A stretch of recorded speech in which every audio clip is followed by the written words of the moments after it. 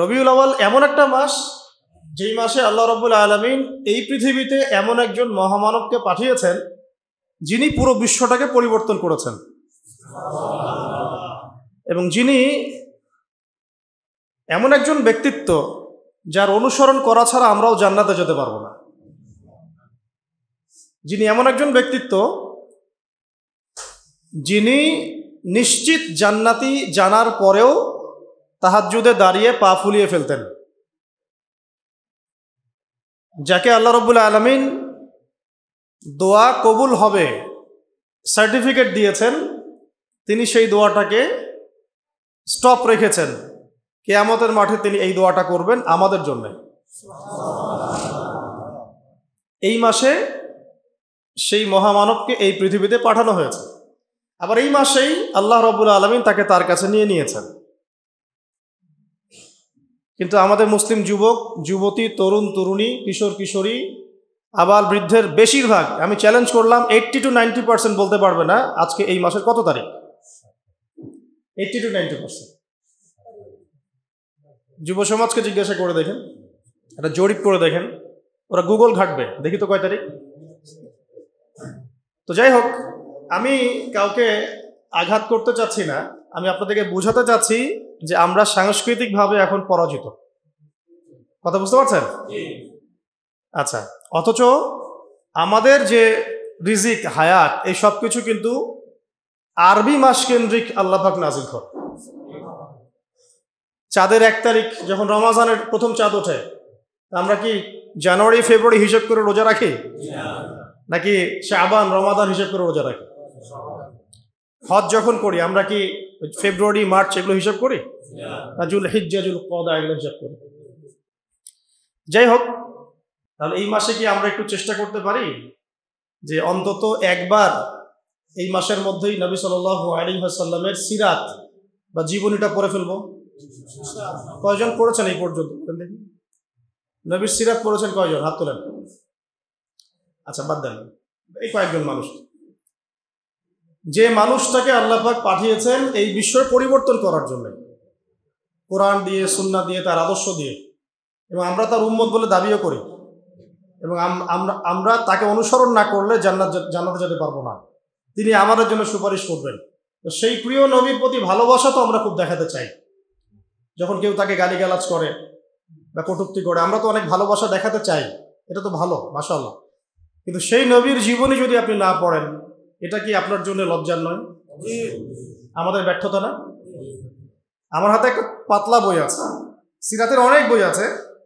এটা মুফতি মুহাম্মদ শফি রাহিমাহুল্লাহ রচিত সিরাতে খতাবুল আম্বিয়া। এটা মাদ্রাসায়ও পড়ানো হয় আরবিতে, এটা বাংলা অনুবাদ করা হয়েছে।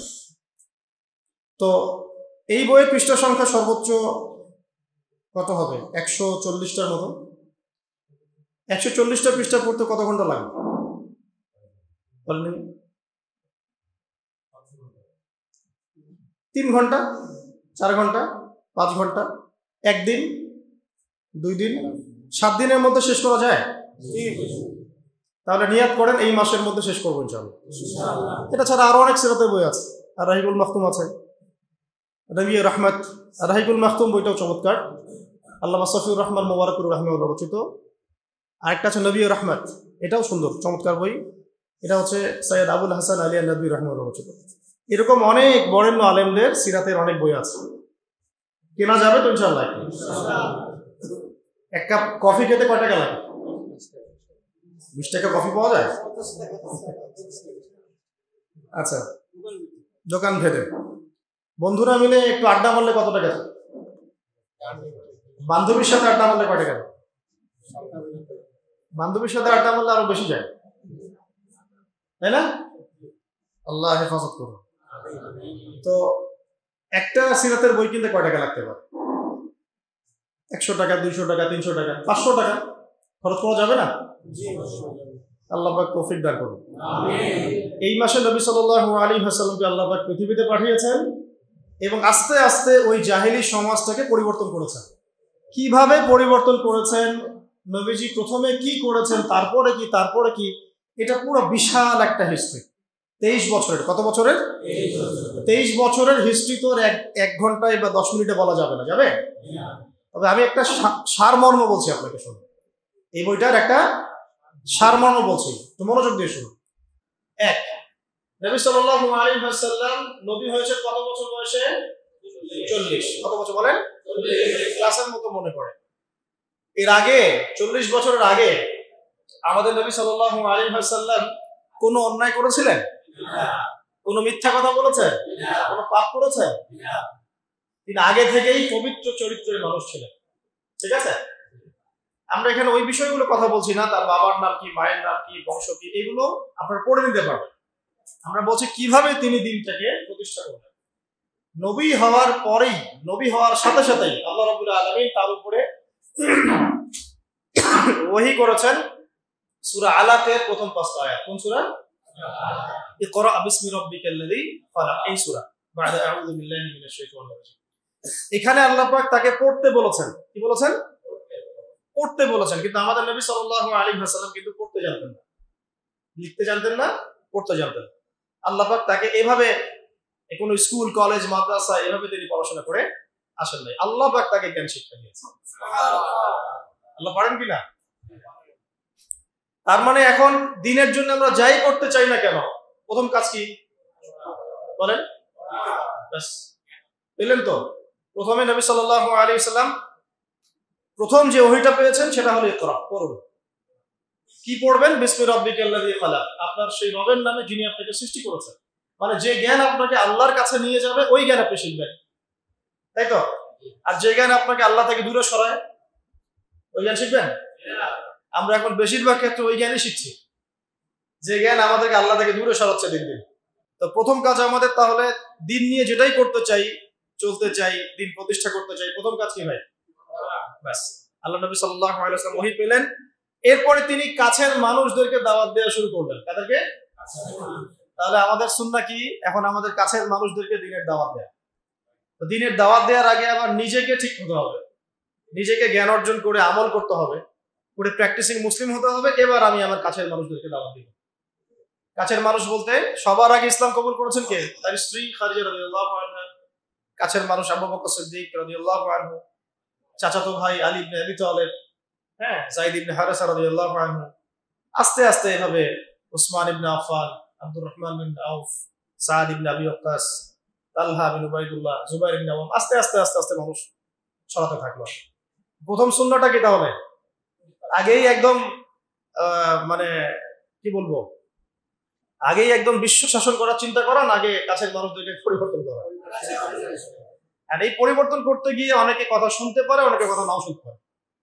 যারা শুনবে আলহামদুলিল্লাহ, যারা শুনবে না তাদের কোনো সমস্যা নেই। নবী সাল্লাল্লাহু আলাইহি ওয়াসাল্লামের অনেক চাচা ছিলেন, প্রায় 7 থেকে 9 জন। সবাই, কেউ কি ইসলাম কবুল করেছে? মানে সবাই কি ইসলাম কবুল করেছেন?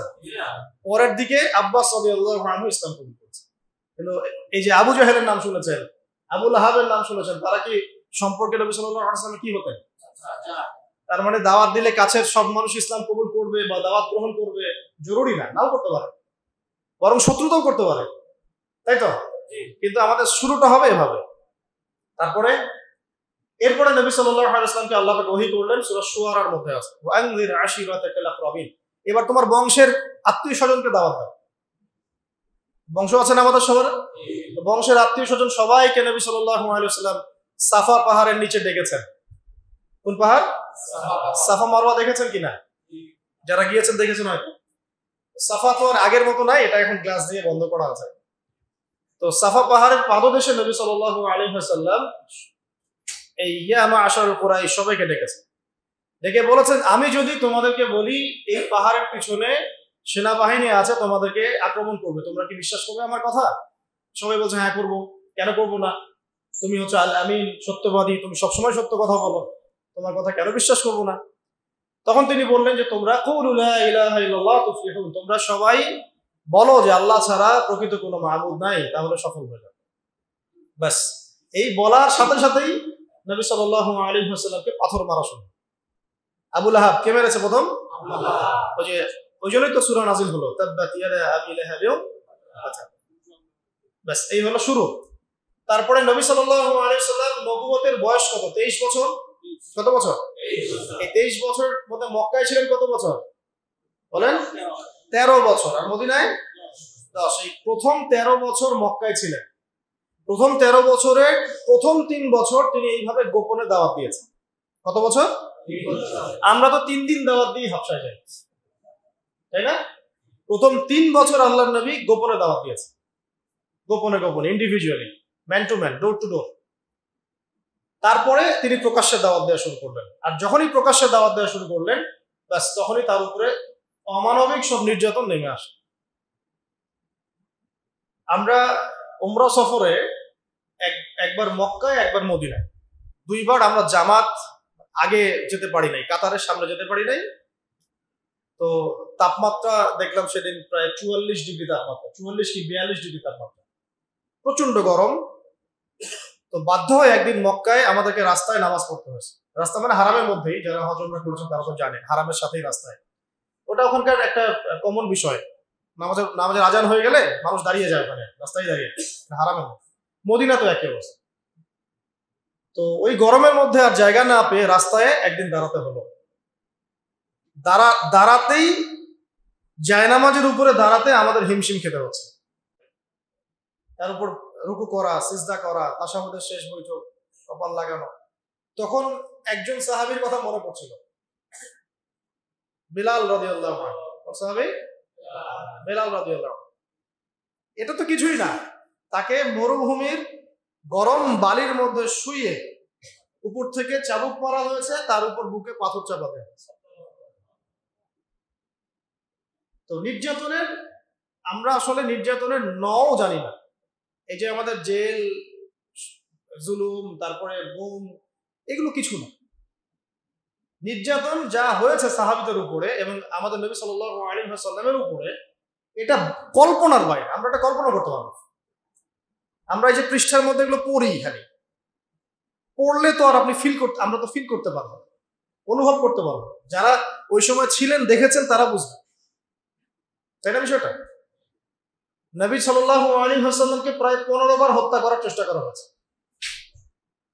এবং তাকে মোটামুটি মানুষ প্রায় 15-16টা গালি দিয়েছে সারা জীবন। কাকে গালি দিয়েছে? এমন একজন মানুষকে যার সামনে কোনো গোনা নাই, পিছনে কোনো গোনা নাই, যিনি তার সমস্ত পরিশ্রম করছেন উম্মার জন্য, তার নিজের স্বার্থে নয়। আর তিনি তো যাবেন মাকামে মাহমুদে, তিনি তো একদম জান্নাতুল ফিরদাউস, তার তো কোনো হিসাবও নাই, আছে? তাহলে তিনি কেন পরিশ্রমগুলো করলেন, কেন মার খেলেন, কেন গালি খেলেন? কাদের জন্য? আমাদের জন্য, আপনাদের জন্য। এই তো, এই যে কিয়ামত পর্যন্ত যত মানুষ আসবে উম্মতে মুহাম্মদ, তাদের জন্য। আর আমরা কেমন নাফরমান উম্মত, তার জীবনীও পড়ি না, তার সুন্নত আমল করি না, তার সুন্নত সম্পর্কে জানিও না, তার জীবনীটা পড়ারও চেষ্টা করি, আর তার রেখে যাওয়া যে দিন, একটা আমানত, এই দিনটার খেদমতে কিছু করবো, সেটাও করতে হবে। আপনারা যদি কখনো হজ বা উমরা করতে যান, অবশ্যই রাসূল সাল্লাল্লাহু আলাইহি ওয়াসাল্লামের রওজায় তো যাবেন সালাম দিতে। যদি আপনার মধ্যে সততা থেকে থাকে, আপনি দেখবেন যে আপনার সালাম দিতে লজ্জা লাগবে, লজ্জা পাবেন। আমরা লজ্জা পাই দূরে দাঁড়িয়ে সালাম দিতে। কোন মুখ নিয়ে সামনে যাবেন? নবী সাল্লাল্লাহু আলাইহি ওয়াসাল্লাম কি ওখানে মৃত? এটা তো একটা আকীদার বিষয় মনে করে। আল্লাহর নবী সাল্লাল্লাহু আলাইহি ওয়াসাল্লাম তার কবরে আল্লাহ রাব্বুল আলামিন যেভাবে রেখেছেন সেভাবে জীবিত। সালাম দিলে তিনি সালামের উত্তর দেন। আপনি যখন সালাম দিবেন, আসসালামু আলাইকা আইয়ুহান নবী ওয়া রাহমাতুল্লাহি ওয়া বারাকাতুহু, এই সালাম তার কাছে পৌঁছে দেওয়া হবে, তিনি উত্তর দিবেন। কিভাবে দিবেন সেটা তো আমার বোঝার বাইরে, আমার বুঝের মধ্যে আসবে না। আসবে? এখন তিনি তো ওখানে আছেন, শুয়ে আছেন। তা আমি যাচ্ছি ওখানে, সালাম দিচ্ছি, কোন মুখ নিয়ে সালাম দিচ্ছি? নবীজি যদি কখনো বলেন কিয়ামতের মাঠে আমাদেরকে, তোমরা আমার দিনের জন্য কি করেছো? আজকে হাউসে কাউসারে পানি তো খেতে আসছো, তোমরা আমার দিনের জন্য কি করেছো? তোমরা আমার দিনের জ্ঞান কতটুকু অর্জন করেছো? দিনের জন্য কতটুকু দাওয়াতি কাজ করেছো? কতটুকু আল্লাহর রাস্তায় জিহাদ করেছো? কি করেছো? আমরা কি আনসার দেব? এগুলো আমাদেরকে ফেস করতে হবে। তো আজকে থেকে 100 বছর পরেই হোক আর 1000 বছর পরেই হোক, ফেস করতে হবে কিনা? তাহলে যদি আমরা এমন কিছু করে তার সাথে সাক্ষাৎ করতে পারি যাতে তিনি আমাদেরকে নিয়ে গর্ব করেন, এটা উত্তম না? আল্লাহ পাক আমাদেরকে তার দিনের জন্য এমন কিছু করার তৌফিক দান করুন যাতে তিনি মানে আমাদের নবী সাল্লাল্লাহু আলাইহি ওয়াসাল্লাম এবং তার রব আল্লাহ রাব্বুল আলামিন আমাদেরকে নিয়ে গর্ব করতে পারে। অন্যথায় আমরা এই মুখ কাকে দেখাবো? তো সাহাবীরা এই বিষয়টা বুঝেছিলেন বলেই এত চরম জুলুম নির্যাতন সহ্য করেছেন হাসি মুখে। কেউ কি নবীর উপর কোনো অভিযোগ করেছিলেন যে আপনার দিনের মধ্যে এসে আমাদেরকে মাইর খেতে হচ্ছে? আর আমরা যখন দাওয়াতি কাজ করি, সামান্য একটু বিপদ আসলেই মানুষ যে রিয়াক্ট করে, ভাই ঠিক আছে, এর আগে দাওয়াতি সফরে গেছে, আর যাওয়ার দরকার নেই, মানে সরাসরি তো বলতে পারে না, ঘুরায় ফিরে ফোনও রিসিভ করে না। হ্যাঁ, কেউ যদি আল্লাহ রাস্তায় দাওয়াতের কাজ, দিন প্রতিষ্ঠার কাজ করতে যায়, তার উপর বিপদ আপদ আসে, বিপদ আপদ আসার আগ পর্যন্ত পিছনে থাকে, বিপদ আপদ আসলে আর পিছনে কাউকে পাওয়া যায়। এমন অনেক ওলামায়ে কেরাম বলেছেন যে আমরা জেলখানায় ছিলাম, আমাদেরকে দেখতে পানি পর্যন্ত দিতে যায় না, অথচ যখন আমরা বয়ান করতাম আমাদের বয়ানের সাথে সাথে বলতো ঠিক। বুঝতে পারছেন বাংলাদেশের অবস্থা? এই জন্যই বললাম যে এই জিনিসগুলো যদি সংশোধিত না হয়, বৃহৎ পরিসরে দিনের বিজয়টা সম্ভব না। কি স্বার্থে সাহাবীরা এই ত্যাগটা স্বীকার করেছেন? জান্নাতের স্বার্থে। আমরা নবী সাল্লাল্লাহু আলাইহি ওয়াসাল্লামের সাথে আছি কেন? আল্লাহর জন্য। আল্লাহর জন্য তাকে মহব্বত করি, আল্লাহর জন্য তার সাথে আছে। এবং অবর্ণনীয় নির্যাতন, মানে নির্যাতনের কথাগুলো বললে এখানেই আর কি অনেক সময় চলে যাবে। কোন সাহাবী চামড়া পুড়িয়ে দেওয়া হয়েছে, কোন সাহাবীর জ্বলন্ত আগুনের মধ্যে শুইয়ে দেওয়া হয়েছে, কোন সাহাবীকে পৈতৃক সম্পত্তি থেকে বঞ্চিত করা হয়েছে, কোন সাহাবীকে ঘরের মধ্যে বন্দী করে রাখা হয়েছে, কোন সাহাবীকে শুল দণ্ড দিয়ে হত্যা করা হয়েছে। একজন মহিলা সাহাবীকে, মহিলাদের যে লজ্জাস্থান, এখানে বর্ষা ছিলেন, বর্ষা, চোখা বর্ষা, এই বর্ষা নিক্ষেপ করে হত্যা করা হয়েছে। সে সাহাবীর নাম সুমাইয়া রাদিয়াল্লাহু আনহা, সুমাইয়া রাদিয়াল্লাহু আনহা। তো তাদের স্যাক্রিফাইসের সামনে আমাদের স্যাক্রিফাইসের কোনো দাম আছে? এই নির্যাতন চলতে থাকলো প্রায় ধরেন 6 থেকে 7 বছর। কত বছর? অমানবিক নির্যাতন। এর মধ্যে আরো 3 বছর তাদেরকে সমাজ থেকে বয়কট করে দেওয়া হবে। সমাজের কেউ তাদের সাথে মিশবে না, কথা বলবে না, ব্যবসা করবে না, বিয়ে শাদী করবে না, কিছুই করবে না। মনে করেন আপনাদের এই কয়েকজন মানুষকে যদি সমাজ থেকে বয়কট করে দেওয়া হয়, বাড়িঘর থেকে সব উচ্ছেদ করে দেওয়া হচ্ছে, তাহলে এখন কি করবেন? কিভাবে চলবেন? খাবেন কি? কোথায় থাকবেন? 3 দিনে আমরা অস্থির হয়ে যাবো। 3 দিনে হবে না? 3 দিন কেন, 3 ঘন্টায় অস্থির হয়ে যাবো। আর তাদেরকে এইভাবে বয়কট করে রাখা হয়েছে 3 বছর। কত বছর? এই 3 বছর তারা ছিলেন শিয়ারে আবু তালেব। চাচা আবু তালেবের পাহাড় ছিল, ওই পাহাড়ের পাদদেশে তারা থাকতেন। এত ফ্লেক্সিবল ছিল না লাইফটা, তাঁবুর নিচে থাকতেন।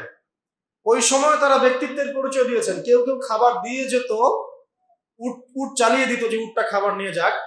হামজা রাদিয়াল্লাহু আনহু বলতেন এরকম অনুদানের খাবারের আমাদের দরকার নেই, খাবার খাই না, আল্লাহ যখন আমাদের ব্যবস্থা করবেন তখন আমরা। এই সময় কোনো কোনো ক্ষেত্রে এমন হয়েছে যে তারা গাছের ছাল পাতাও খেয়েছে।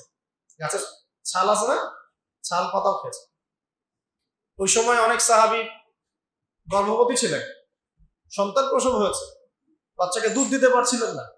আপনারা কি অনুভব করতে পারছেন সিচুয়েশনটা কেমন ছিল? আমিও আসলে ব্যাখ্যা করতে পারছি না। তো এই অবস্থা ছিল 3 বছর। এরপরে আল্লাহ রাব্বুল আলামিনের পক্ষ থেকে সাহায্য আসলো, এই বয়কটটা উঠে যায় অলৌকিক ভাবে। তাদের চুক্তিনামাটা আল্লাহ পাক পোকা দিয়ে খাইয়ে দিয়েছেন। কাবার মধ্যে লটকানো ছিল এটা। এই পুরো বিষয়গুলোর পিছনে কারা ছিল? আবু জেহেল, আবু লাহাব, উতবা, শাইবা, রাবিআ, আশনাক বিন শারিক, এরকম কিছু নেতা। এই নেতারা কি নবীকে দেখে নাই? নবীর কোরআন তেলাওয়াত শোনে নাই? সাহাবীদেরকে দেখে নাই? নবী সাল্লাল্লাহু আলাইহি ওয়াসাল্লাম কি তাদেরকে দাওয়াত দেন নাই? তাদের কি দুনিয়াবি সম্পত্তির অভাব ছিল? তাদের কি রাজনৈতিক ক্ষমতার অভাব ছিল? নবীজি উল্টা বলেছিলেন, আপনারা যদি ইসলাম কবুল করেন, শুধু আরব না, পুরো বিশ্বের শাসন করতে হবে, শাসন করতে হবে। পরবর্তীতে ইসলাম সারা বিশ্বে ছড়িয়ে পড়েছিল না? যে ওমর রাদিয়াল্লাহু আনহু প্রথম দিকে এক পর্যায়ে নবী সাল্লাল্লাহু আলাইহি ওয়াসাল্লামের বিরুদ্ধে চলে গিয়েছিল, তাই না? একটা বর্ণনা আছে না যে তাকে হত্যা করার জন্য খোলা তরবারি হাতে গিয়েছিলেন। ওই উমর রাদিয়াল্লাহু আনহু যখন ইসলাম কবুল করলেন, আল্লাহ পাক তাকে খলিফা বানিয়ে দেন নাই? এটা নবীজি বুঝাচ্ছিলেন, আপনারা যদি ইসলাম গ্রহণ করেন, আমার চাচারা শুধু আরবের না, আজমের রাজত্ব পাবে।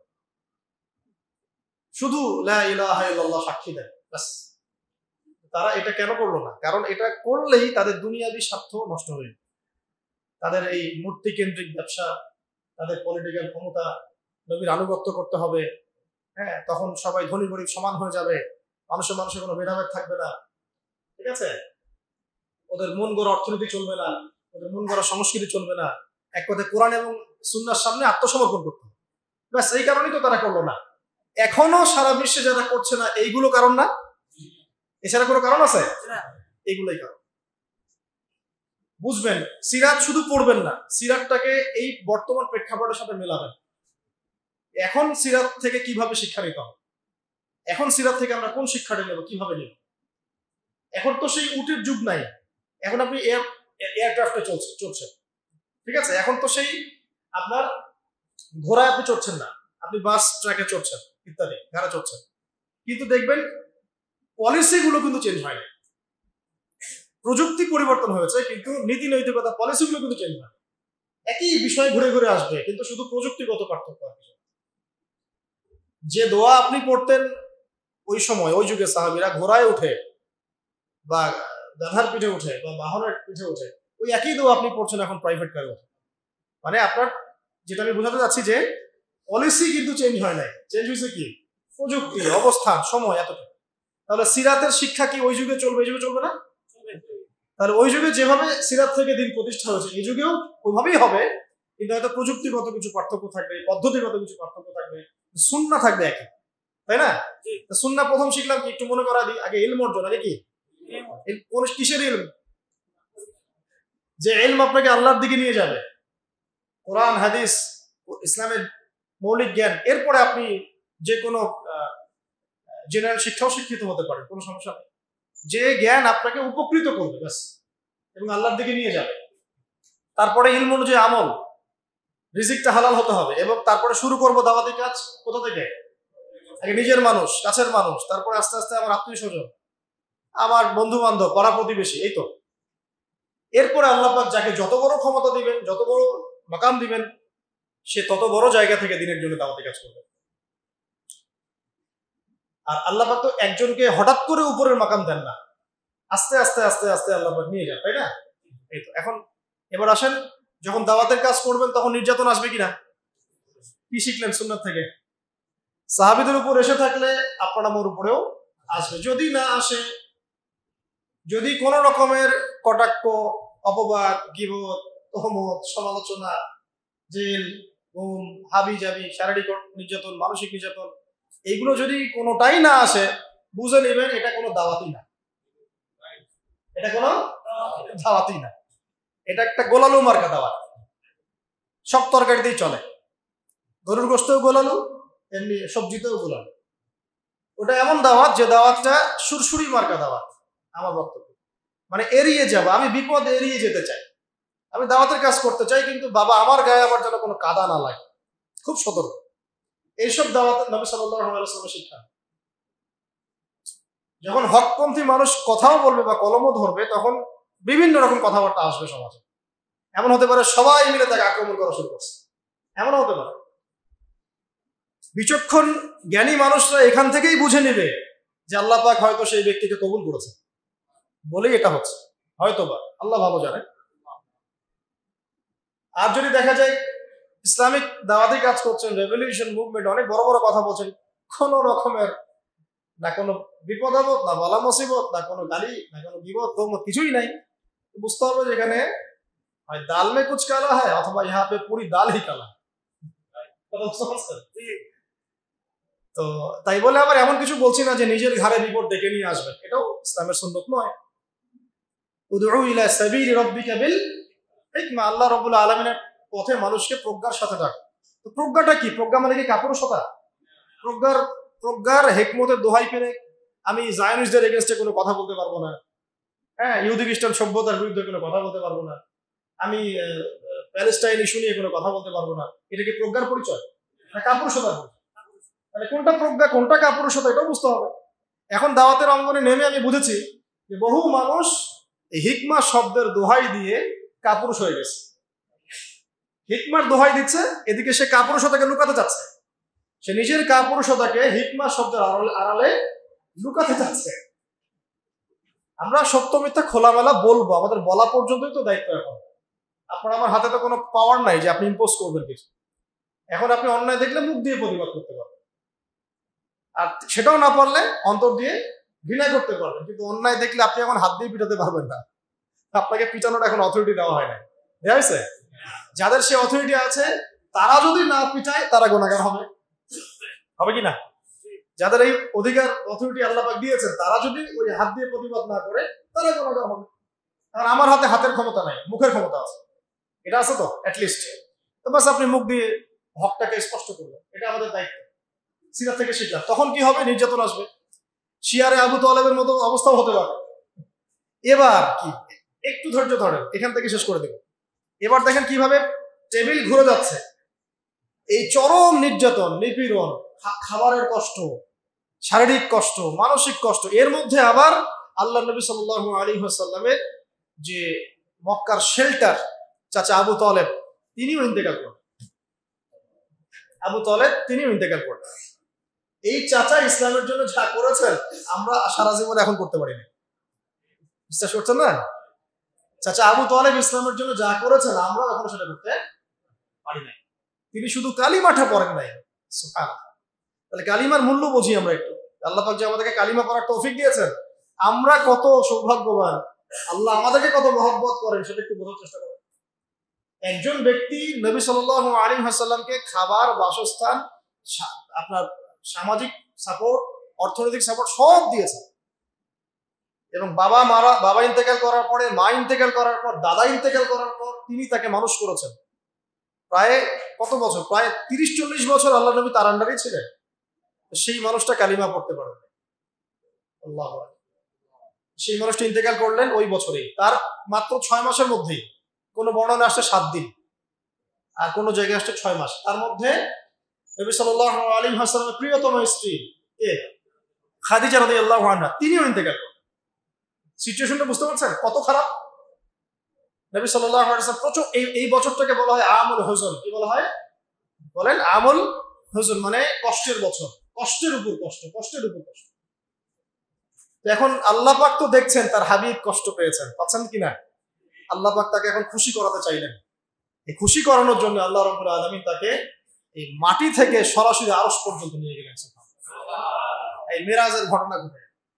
মিরাজের ঘটনায় গিয়ে নবী সাল্লাল্লাহু আলাইহি ওয়াসাল্লাম এত যে অলৌকিকত্ব দেখলেন, জান্নাত, জাহান্নাম, আল্লাহ পাকের সাথে কথা বলা, ওহী প্রাপ্ত হওয়া, বারজাখে কার কি শাস্তি হচ্ছে দেখছেন, জেরুজালেমে ওখানে গিয়ে নামাজ পড়লেন, নবীদেরকে নিয়ে নামাজ পড়লেন। তো এটাতে তিনি তার যে ব্যথা, শোক, এগুলো ভুলে গেলেন। স্বাভাবিক তো, যদি কোনো ব্যক্তি আল্লাহ পাকের সাথে কথা বলার সৌভাগ্য লাভ করে তার মনের মধ্যে আর কোনো কষ্ট থাকবে কখনো? সব কিছু ভুলে গেলেন নবী সাল্লাল্লাহু আলাইহি ওয়াসাল্লাম এই মিরাজের আলোচনা মিরাজের সময় হবে ইনশাআল্লাহ। মিরাজের ওখানেই কিন্তু 5 ওয়াক্ত নামাজও ফরজ হবে। কত ওয়াক্ত? আচ্ছা, মিরাজে এটা বলে নেই, মিরাজের 3টা হাদিয়া দেয়া হয়েছে স্পেশাল। কয়টা? এক, এই যে 5 ওয়াক্ত নামাজ, যেটা উম্মতে মুহাম্মাদের এখন 80% মানুষ পড়ে না। আল্লাহ ভালো করে, যে নবী মিরাজে গিয়ে একটা হাদিয়া নিয়ে আসলেন, ওই নবীর হতভাগা উম্মত নামাজ পড়ে না। আবার ইহুদি খ্রিস্টান মাইট দিলে তখন আবার বলে, কেন মাইট দিচ্ছ? আল্লাহ আমাদের উপরে বিপদ কেন আসবে? আসবেই তো বিপদ, আরো বেশি আসবে। মাইট তো আরো খাইতে হবে, নামাজই তো ছেড়ে দিচ্ছে, আসবে কি না? ইহুদি খ্রিস্টানরা যত বড় পাপী হবে ওরা অত শক্তিশালী হবে, জানেন? আর আমরা যত বেশি পাপ করবো তত মাইট খাবো। দুজনের অবস্থা আলাদা, উল্টা। ওরা যত পাপ করবে, যত শয়তানি করবে, তত শক্তিশালী হবে, আর আমরা যত পাপ করব তত মাইর খাবো। 2 নাম্বার, নবী সাল্লাল্লাহু আলাইহি ওয়াসাল্লামকে দেয়া হলো সূরা বাকারার শেষের 3 আয়াত। সূরা বাকারার শেষের 3 আয়াত মিরাজে একদম আরশের কাছাকাছি নূরের পর্দা দিয়ে। তো এই সূরা বাকারার শেষের 3 আয়াত কয়জন জানে? জিজ্ঞেস করে। মাদ্রাসা পড়া ছেলে পেলে বাদ দিয়ে কয়জন জানে? 3 নাম্বার দেয়া হলো একটা ওয়াদা, হে মুহাম্মদ সাল্লাল্লাহু আলাইহি ওয়াসাল্লাম, আমি তোমাকে ওয়াদা করছি, তোমার উম্মতের কোন ব্যক্তি, নারী হোক পুরুষ হোক, ছেলে মেয়ে নারী পুরুষ আবাল বৃদ্ধ যে হোক না কেন, যত পাপই করুক, আসমান জমিন সমান পাপ নিয়েও যদি আমার সামনে আসে, কিন্তু আমার সাথে কাউকে শরিক করে নাই, শিরকের পাপ নাই, ইনশাআল্লাহ আমি তার সামনে আসমান জমিন সমান ক্ষমা নিয়ে হাজির হব। ওয়াদা করা হচ্ছে। শিরক যে কত প্রকার আর কি কি, আর আমরা যে কত শিরকে আছি, এটা তো অন্য আলোচনা। ঈমান ভঙ্গের কারণগুলো পড়ে দেখে, কত দাড়ি টুপি বলা মানুষ যে মুশরিক হয়ে বসে আছে আল্লাহ ভালো জানে। শিরক এত সূক্ষ্ম, এত ব্যাপক। এমনকি আল্লাহ পাকের বিধান, যে বিধানগুলো নাজিল করা হয়েছে, এগুলোকে কেউ যদি হারাম মনে করে, আল্লাহ হালাল করে দিয়েছেন ও হারাম মনে করছে, আবার আল্লাহ হারাম করেছেন ও হালাল করে নিচ্ছে, এটাও শিরকের মধ্যে পড়ে যায়, কুফরির মধ্যে পড়ে যায়। যাই হোক, তাহলে 3টা জিনিস আমরা রক্ষা করবো ইনশাআল্লাহ। তাওহীদে থাকবো ইনশাআল্লাহ। সূরা বাকারার শেষ 3 আয়াত প্রত্যেক দিন রাতের বেলা পড়বেন, প্রত্যেক দিন রাতের বেলা। এছাড়া আপনি যখন তখন পড়তে পারেন, কিন্তু কমপক্ষে রাতের বেলা। রাত মানে সূর্য ডুবে গেছে এরপর থেকে রাত, মাগরিব থেকে নিয়ে ঘুমানো পর্যন্ত, বা তাহাজ্জুদও পড়তে পারবেন। অনেক ফজিলত। সারা রাত আপনার সমস্ত যে ক্ষতিকর বিষয়গুলো আছে এগুলো থেকে আল্লাহ আপনাকে হেফাজত করবেন। এমনকি সারা রাত আপনি যদি তাহাজ্জুদ পড়তে নাও পারেন, ওই নেকিটা আপনাকে লিখে দেওয়া হবে। আরেকটা হলো কি বললাম, 5 ওয়াক্ত নামাজ। এটা ছিল 50 ওয়াক্ত, কমতে কমতে আসছে। এই মেরাজের ঘটনার পরে ইসলামের গতিপথ পাল্টে যায়। এর মাঝখানে সাহাবীরা একবার আবিসিনিয়ায় হিজরত করেছিলেন 2 বার, আর নবী সাল্লাল্লাহু আলাইহি ওয়াসাল্লাম তায়েফে গিয়েছিলেন তাদেরকে দাওয়াত দেওয়ার জন্য। আসলে আবিসিনিয়ার বাদশা ছিল একজন খ্রিস্টান, কিন্তু সে সৎ খ্রিস্টান ছিল। আল্লাহ নবী সাল্লাল্লাহু আলাইহি ওয়াসাল্লাম বলেছিলেন যে আবিসিনিয়ায় বাদশা নাজাশী আছে, তিনি একজন খ্রিস্টান, কিন্তু তার রাজ্যে কেউ জুলুমের শিকার হয় না। একজন খ্রিস্টান সম্পর্কে আমাদের নবী এই কথা বলছেন, বাদশা নাজাশীর রাজত্বে কেউ জুলুমের শিকার হয় না। এই কথাটা আপনি মুসলমান শাসকদের সম্পর্কে বলতে পারবেন? তার আন্ডারে কেউ জুলুমের শিকার হয় না, পারবেন? অনেস্টলি বলেন, সততার সাথে বলেন, পারবেন না। আমরা তো সিনেমা হল ওপর করে দিচ্ছি, মদের বার ওপেন করে দিচ্ছি, হ্যালোইন উৎসব করছি, সুদ জায়েজ করে নিচ্ছি, আল্লাহ পাকের বিধানগুলোকে সরাই দিচ্ছি, নিজের মন গড়া বিধান চালাচ্ছি। সব ক্ষেত্রে আমরা আল্লাহর বিরোধী আচরণ করছি, তারপরে আমরা দাবিও করছি আমরা মুসলিম। মাশাআল্লাহ। যাই হোক, তাদের হিসাব তারা দিবে। বাদশা নাজাশী একজন খ্রিস্টান শাসক, যার আন্ডারে কেউ জুলুমের শিকার হয় না। এই কথা কে বলছে? আমাদের নবীজি বলছেন। সেই বেচারা মাশাআল্লাহ ইসলামও কবুল করেছিলেন, তিনি ইসলামও কবুল করেছিলেন সূরা মারিয়ামের তেলাওয়াত শুনে, মাশাআল্লাহ। তো আল্লাহর নবী গিয়েছেন তায়েফে। আবার এদিকে তায়েফের 3 গোত্র, আব্দে ইয়ালাইল, আব্দুল মাসউদ আর হাবিব বিন আমর, এরাও ইসলাম কবুল করে নেয়।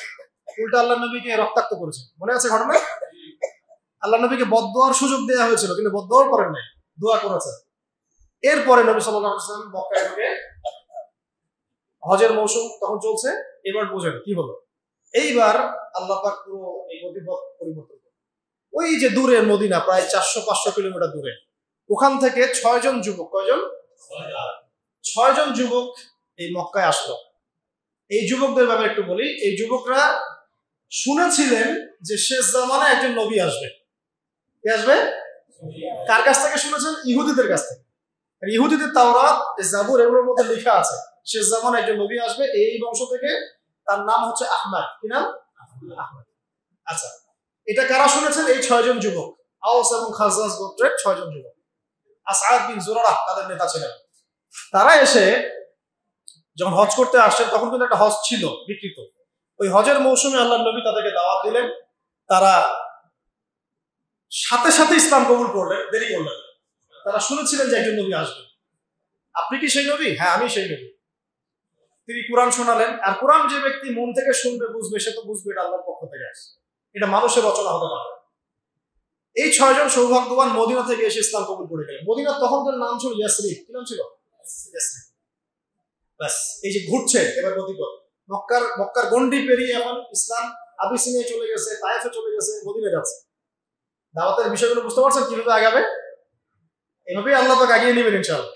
বাংলাদেশ কিছু না, আরো অন্যান্য বহু দেশে চলে যাবে। এখানেই ইসলাম কায়েম হতে হবে নট নেসেসারি।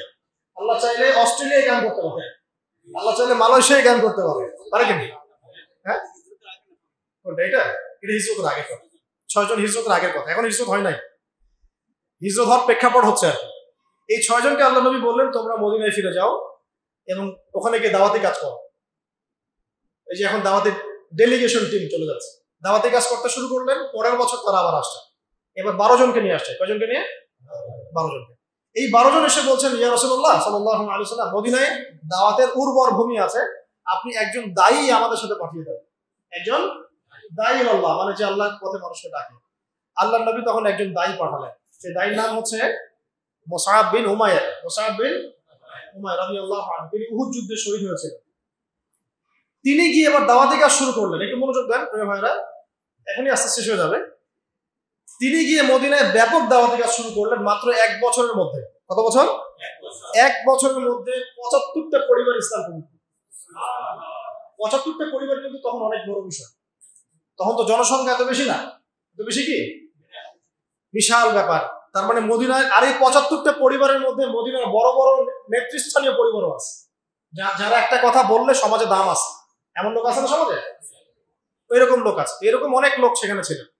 তারা এবার আসলেন আল্লাহ নবীর কাছে, এসে হাতে হাত রেখে বায়াত করলেন। এটা বায়াত কিন্তু সুন্নাহ, নবী সাল্লাল্লাহু আলাইহি ওয়াসাল্লামের হাতে হাত রেখে বায়াত করলেন। আর মহিলারা মুখে বায়াত করেছে।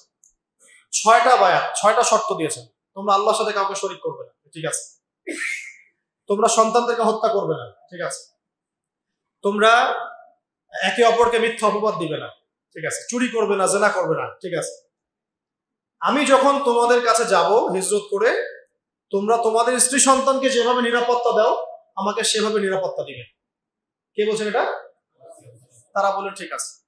বলার পরে বলছেন, ফামা লানা ইযা ফাআলনা যালিকা ইয়া রাসূলুল্লাহ, আমরা যদি এটা করি তাহলে কি পাবো?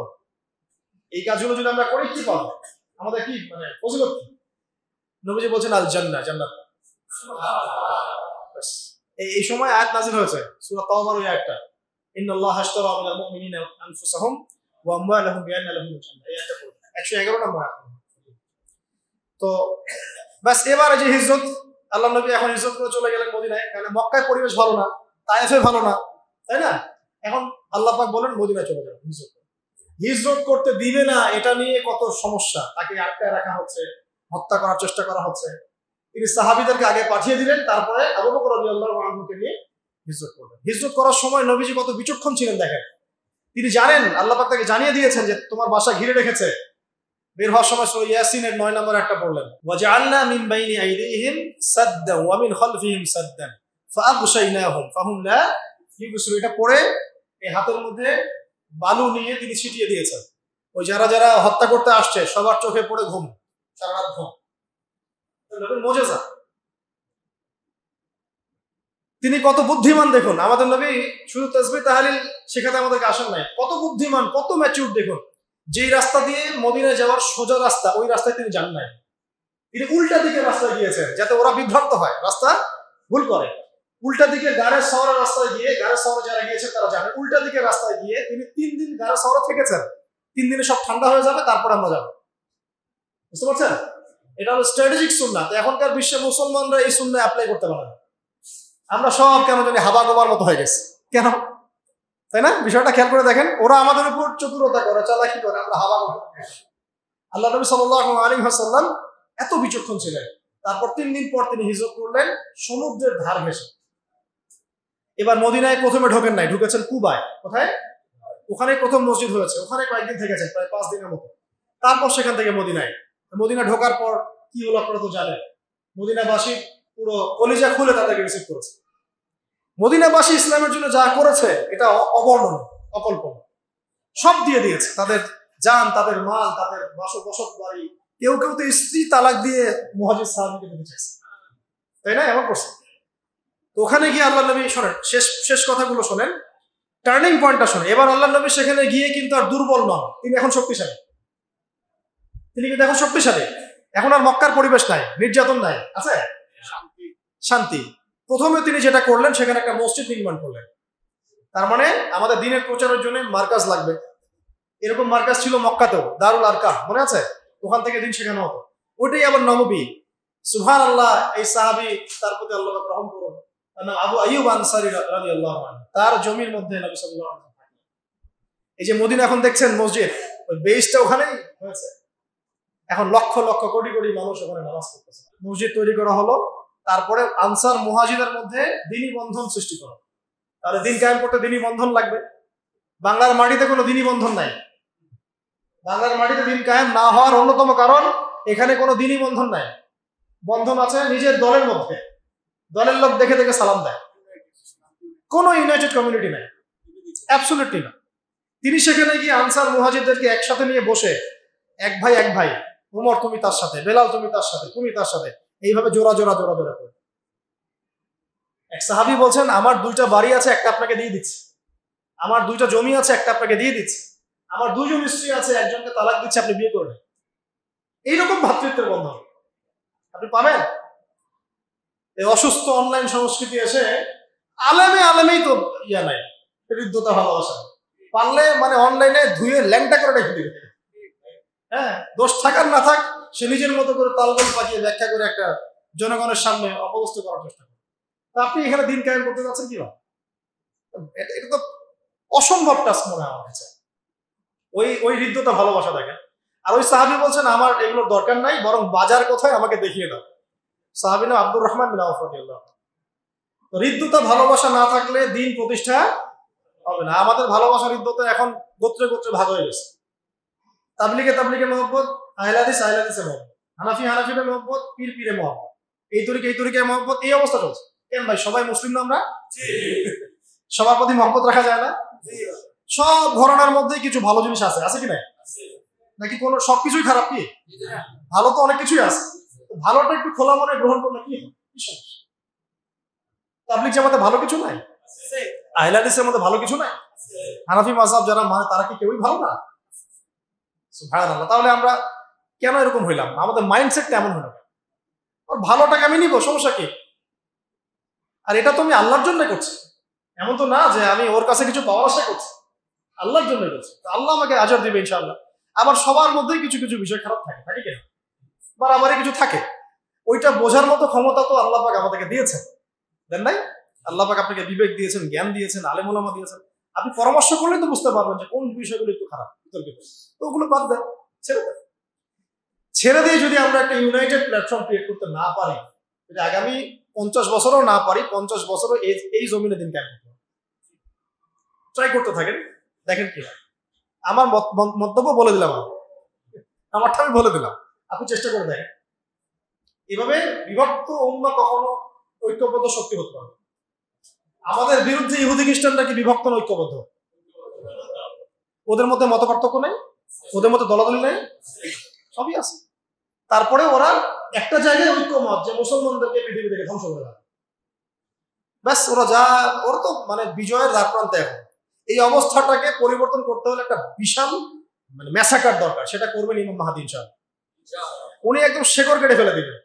এত সুরসুরি দাওয়াত উনি দিবেন না। উনি এসে একদম দাওয়াতের সাথে জিহাদ চলবে। পুরো বিশ্বে দেখবেন তখন একটা মালহামা চলতেছে, যদি আমরা বেঁচে থাকি ওই পর্যন্ত। মানে বিশ্বের প্রেক্ষাপট পরিবর্তন হতে বড় বড় যুদ্ধের প্রয়োজন হয়, এমনি বিশ্বের প্রেক্ষাপট পরিবর্তন হয় না। প্রথম বিশ্বযুদ্ধের ঘটনা জানেন? তার আগের বিশ্ব আর প্রথম বিশ্বযুদ্ধের পরের বিশ্ব এক না। দ্বিতীয় বিশ্বযুদ্ধের আগের বিশ্ব আর দ্বিতীয় বিশ্বযুদ্ধের পরের বিশ্ব এক না। ওরকমই এই তৃতীয় বিশ্বযুদ্ধের আগের এই যে বিশ্ব চলছে, এর পরের বিশ্বটা এক থাকবে না ইনশাআল্লাহ। ওইটা মুসলমানদের বিশ্ব হবে ইনশাআল্লাহ, এটা নিশ্চিত। আমরা অ্যাটলিস্ট হলফ করে বলতে পারি ইনশাআল্লাহ এটাই হবে ইনশাআল্লাহ। কিন্তু এখন আমাদের এই যে সিরাত থেকে শিক্ষা করে নিতে হবে। কেউ না করে নাই, আমি আমারটা করি, আমার জায়গা থেকে আমি চেষ্টা করি। এবার হৃদ্যতার বন্ধন হয়েছে, ইহুদিরা ওখানে আছে। ইহুদিরা তো মহামত, ওদের সাথে একটা এখন সন্ধি চুক্তি হবে, মদিনা সনদ যেটা আমরা বলি। ওইখানে আবার আব্দুল্লাহ বিন উবাইয়ের অনুসারী হয়ে গেল, ওরা আবার মুনাফিক। ওখানেও কিন্তু শান্তি নাই, ওখানে আরো ভিতর অন্য শত্রু আছে। ইহুদি আছে, আবার এখানে আছে মুনাফিকরা। এইভাবে চলতে থাকলো। এবার আল্লাহ পাক যখন আয়াত নাযিল করলেন যে তোমরা এখন সশস্ত্র যুদ্ধ করতে পারো, তোমাদের উপর জুলুম, ওই যে উযিনা লিল্লাযিনা ইউকাতিলুনা বিআন্নাহুম যুলিমু, হোয়াটএভার, মানে কেতাল বা যুদ্ধের আয়াতগুলো নাজিল হলো। কোথায় নাজিল? মক্কা না মদিনায়? ওই অবস্থায় এবার সারিয়া অভিযান যুদ্ধগুলো হতে থাকলো। এই হতে হতে বদর যুদ্ধ কিন্তু প্রথম সশস্ত্র যুদ্ধ নয়। বদর যুদ্ধের আগে অনেক সারিয়া হয়েছে। সারিয়ার গাজওয়ার পার্থক্য বুঝতে হবে। সারিয়া মানে যে অভিযানগুলো সামরিক, কিন্তু সেখানে আল্লাহর নবী নিজে উপস্থিত ছিলেন না, অন্য সাহাবীকে দায়িত্ব দিয়ে পাঠিয়েছে। আর গাজওয়া মানে যে যুদ্ধে আল্লাহর নবী নিজে উপস্থিত থেকে যুদ্ধ করেছে। বুঝতে পারছেন? তখন প্রথম বেশ কয়েকটা সারিয়া হওয়ার পরে একটা কাফেলার ঘটনাকে কেন্দ্র করে বদরের মাঠে প্রথম গাজওয়া বদর হয়ে গেল। মুসলমানরা কিন্তু ওটা প্রস্তুতি নিয়ে যায় নাই যুদ্ধ করতে। ভুল, অনেকে ভুল মনে করে। আমরা ফুল প্রিপারেশন নিয়ে যুদ্ধ করতে যাইনি। কিন্তু দুইটা ঘোড়া নিয়ে কি কেউ যুদ্ধ করতে যায়? দুইটা ঘোড়া, উট নাই, একটা উটও নাই, মাত্র দুইটা ঘোড়া, 313 জন সাহাবী। তারা গিয়েছেন ওই কাফেলা, আবু সুফিয়ানের কাফেলাকে অ্যাটাক করার। কিন্তু এদিকে আবার আবু জেহেল ওদের হাজার হাজার সৈন্য নিয়ে চলে আসছে। বদরের মাঠে গেলে বুঝতে পারবো। তারপরে নবী সাল্লাল্লাহু আলাইহি ওয়াসাল্লাম তখন দোয়া করছেন আল্লাহর কাছে, আল্লাহ আজকে যদি এই 313 জন মানুষ বা 313 জন সাহাবী, এই মুসলমানরা এখানে মারা যায়, তাহলে ইসলামের নাম নেওয়ার মতো আর পৃথিবীতে কেউ থাকবে না। তুমি আজকে আমাদেরকে সাহায্য করো। এই বলে কান্নাকাটি করছেন নবী সাল্লাল্লাহু আলাইহি ওয়াসাল্লাম। চাদর পরে গেছেন। আবু বকর রাদিয়াল্লাহু আনহু চাদর উঠাই দিলেন, দিয়ে বলেন, হাসবুকা ইয়া রাসূলুল্লাহ, অনেক হয়েছে আল্লাহ রাসূল, আল্লাহ আপনার দোয়া কবুল করবেন ইনশাআল্লাহ, আমরা আপনার সাথে আছি, চলেন। নবীজি পরামর্শ করছেন, আমরা কি যুদ্ধ করবো না করবো না? তখন আনসারী সাহাবীরা বলছেন, যুদ্ধ করবো না মানে আপনি যদি আমাদেরকে বলেন উত্তাল সমুদ্রে লাফ দিতে, তাও লাফ দিব ইনশাআল্লাহ। এরকম অনুসারী না হলে হয়? এরকম অনুসারী আছে কোন কোন জামাতের মধ্যে? আপনি খুঁজে দেখেন তো দেখি। আহলাদিস বলেন আর সালাফি বলেন আর হানাফি বলেন আর পীরপন্থী বলেন আর তাবলিগ বলেন, এরকম অনুসারী? সুবহানাল্লাহ। এরকম আমির বা কোথায় পাবেন? ওই আমির, ওই মামুর, ওই বায়াত, ওই ইতাআত তো নাই। বিক্ষিপ্ত নাম না সবাই? এই বিক্ষিপ্ত অবস্থাটাই আমাদের দুর্বলতার জন্য প্রধান কারণ। আল্লাহ পাক যেন আমাদের এই যুব সমাজকে একটা ব্যানারে একত্রিত হওয়ার তৌফিক দান করেন।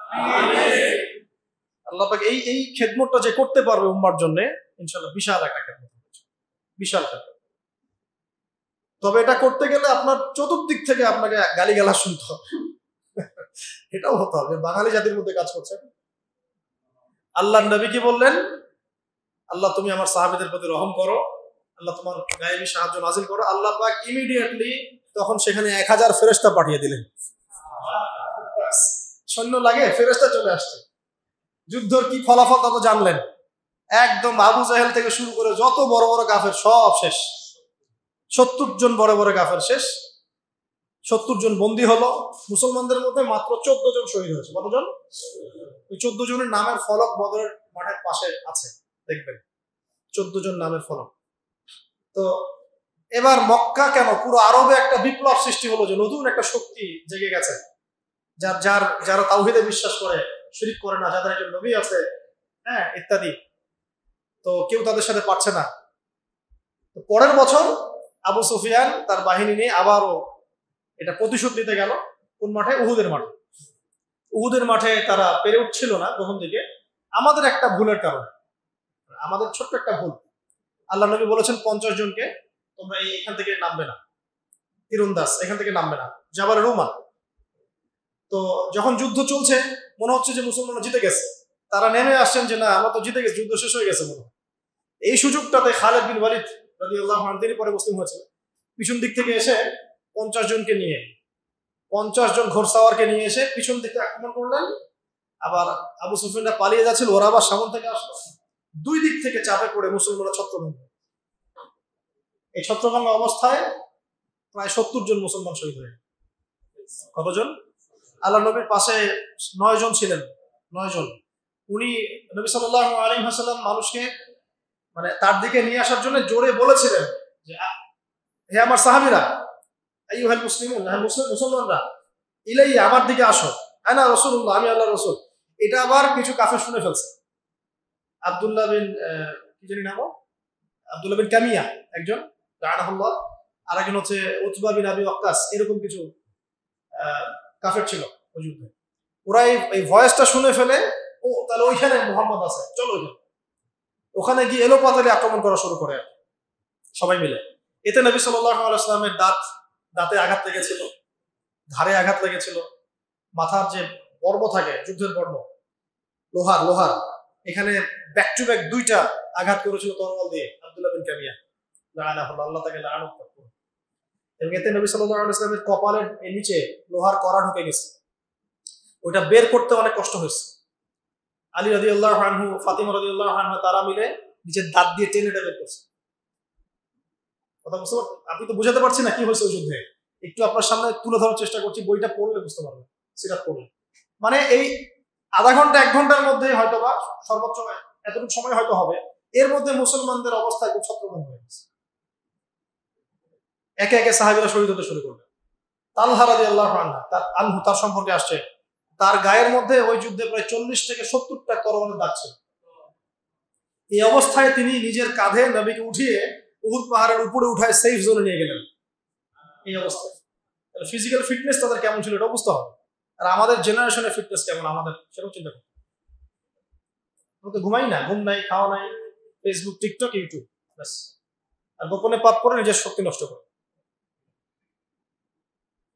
তো এই যুদ্ধে তারপরে মুসলমানরা সেফলি উহুদ পাহাড়ে উঠে যায় এবং তারা চলে গেল যুদ্ধে। এটা আমরা পরাজয় বলতে পারি না, কিন্তু বিপর্যয়, এটা অবশ্যই একটা কি বিপর্যয়। এই যুদ্ধে হামজা রাদিয়াল্লাহু আনহু শহীদ হয়ে গেলেন, এটা সবচেয়ে বড় বিপর্যয়। তারপরে পরের বছর তারা আবার আক্রমণ করেছে খন্দকে, ওইটা আমরা ডিফেন্ড করেছি। এরপর নবী সাল্লাল্লাহু আলাইহি ওয়াসাল্লাম ব্যাপক দাওয়াতি কাজ করলেন পররাষ্ট্র ক্ষেত্রে, অন্যান্য রাষ্ট্রে, যেমন রোম সম্রাট হিরাক্লিয়াস, ওই মিশরে, আলেকজান্দ্রিয়ায়, হ্যাঁ, বুসরা, আপনার বাহরাইন, এই বিভিন্ন জায়গায় তখন রাজতন্ত্র, রাজারা ছিলেন, তাদের কাছে দাওয়াত পাঠানো হলো। হ্যাঁ, এবার চলতে থাক দাওয়াত এবং এই জিহাদ চলতে থাকলো। চলতে একদিন নবীজি স্বপ্ন দেখলেন তিনি তাওয়াফ করছেন কাবা ঘর। সাহাবীরা বুঝলেন যে আমরা এখন উমরা করতে যাবো। উমরা প্রিপারেশন নেওয়া হলো, রাস্তার মধ্যে আটকে দেওয়া হলো, না যেতে পারবে। কেন? যে এই বছর যেতে পারবে না, পরের বছর আসতে হবে। আমাদের কেউ তোমাদের দলে গেলে ফিরাই দেওয়া লাগবে, তোমাদের কেউ আমাদের দলে আসলে ফিরাই দেবো না, আর আগামী 10 বছর আমরা কোনো যুদ্ধ করবো না, এরকম কিছু শর্ত দিয়ে দিল তার। ঠিক আছে, নবী সাল্লাল্লাহু আলাইহি ওয়াসাল্লাম বলল ওকে, ঠিক আছে, ডান। এটা হচ্ছে হুদায়বিয়ার সন্ধি, ঠিক আছে। এখানে আরো অনেক ঘটনা আছে, এটা বলতে গেলে অনেক সময় যাবে, আমি শেষ করে দিচ্ছি। হুদায়বিয়ার সন্ধির পরে নবী সাল্লাল্লাহু আলাইহি ওয়াসাল্লামের সুযোগটা কি সৃষ্টি হলো শোনেন।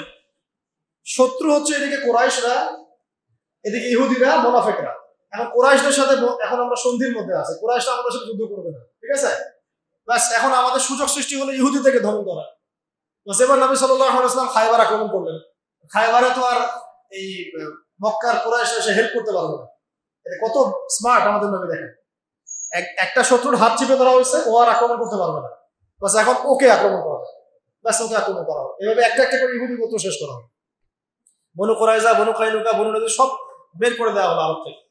ইহুদি মুক্ত আরব, ওই আরব এখন দখল করতেছে ইহুদিরা। যে আরব নবী সাল্লাল্লাহু আলাইহি ওয়াসাল্লাম ইহুদি মুক্ত করলেন এবং ইন্তেকালের কয়েকদিন আগেও বলে গেছেন যে আমার মৃত্যুর পরে সব ইহুদিদেরকে বের করে দিন। ওরা এখন পুরো আরব কেন সারা ওয়ার্ল্ড শাসন করতেছে। সেভাবে হুদায়বিয়া সন্ধির পরে চুক্তি হলো যে কেউ কারোর সাথে লড়াই করবে না, কিন্তু ওরা চুক্তি ভঙ্গ করবে।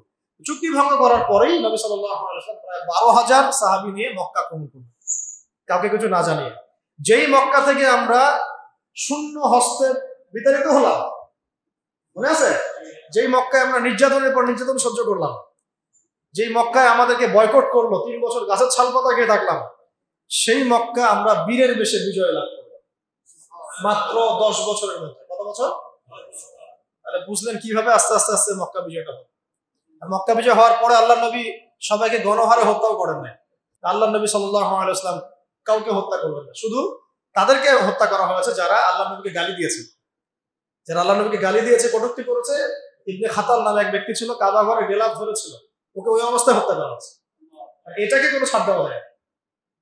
এসব পাপের কোনো ছাড় আছে? যাদেরকে আল্লাহ ক্ষমতা দিয়েছেন তাদের জন্য এটা করা উচিত, শাস্তির আওতায় আনা উচিত। না হলে তো সবাই এই বাক স্বাধীনতার নামে নবীকে গালি দেওয়া শুরু করবে, বুঝবে না?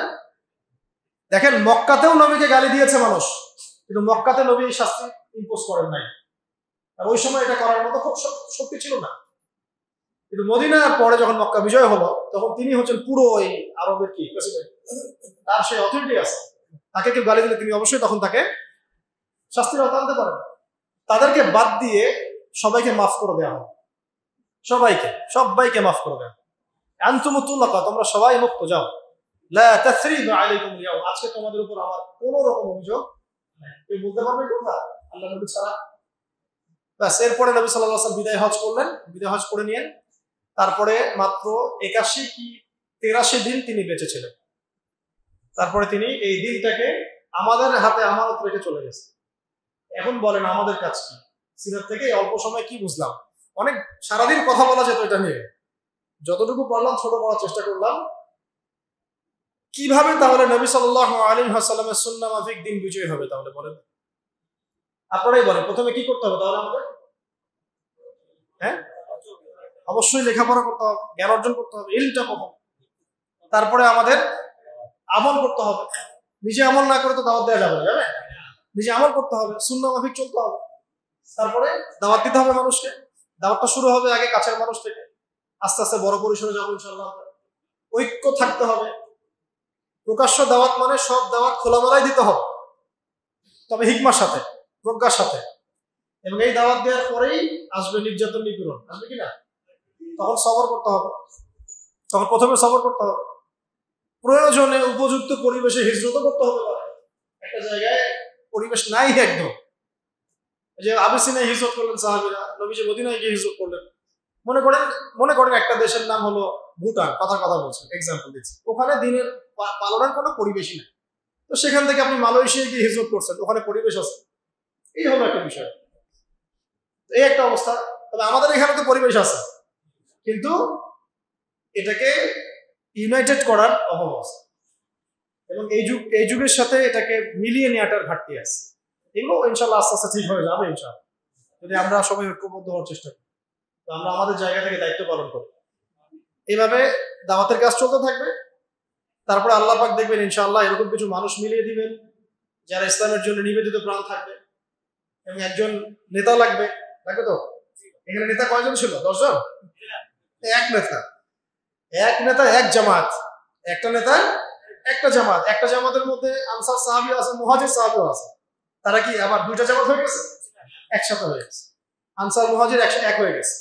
এক আমির, এক জামা, এক নীতি, ব্যাস চলতে থাকে। দাওয়াত চলবে, যেহেতু এখানে দাওয়াতের প্রেক্ষাপট, দাওয়াত চলবে। যদি কুফাররা আক্রমণ করে তখন জিহাদ চলবে। কথা বুঝতে পারেন না? এখন দাওয়াতের প্রেক্ষাপট, দাওয়াত চলবে। তো আমাদের লাগবে আগে জামা এবং আমির, ইমারা। এটা এখনো আমরা এভাবে পাইনি। আল্লাহ পাক সেটা ব্যবস্থা করে দিন, আমিন। এখন ব্যক্তিগত পর্যায়ে আপনি দিনের জ্ঞান শিখবেন, আমি দিনের জ্ঞান শিখবো, আমল করব, মানুষকে দাওয়াতি কাজ করব, ঐক্যের চেষ্টা করব। যদি না হয় সেটা তারা বুঝবে, আপনি আপনার চেষ্টা করবেন।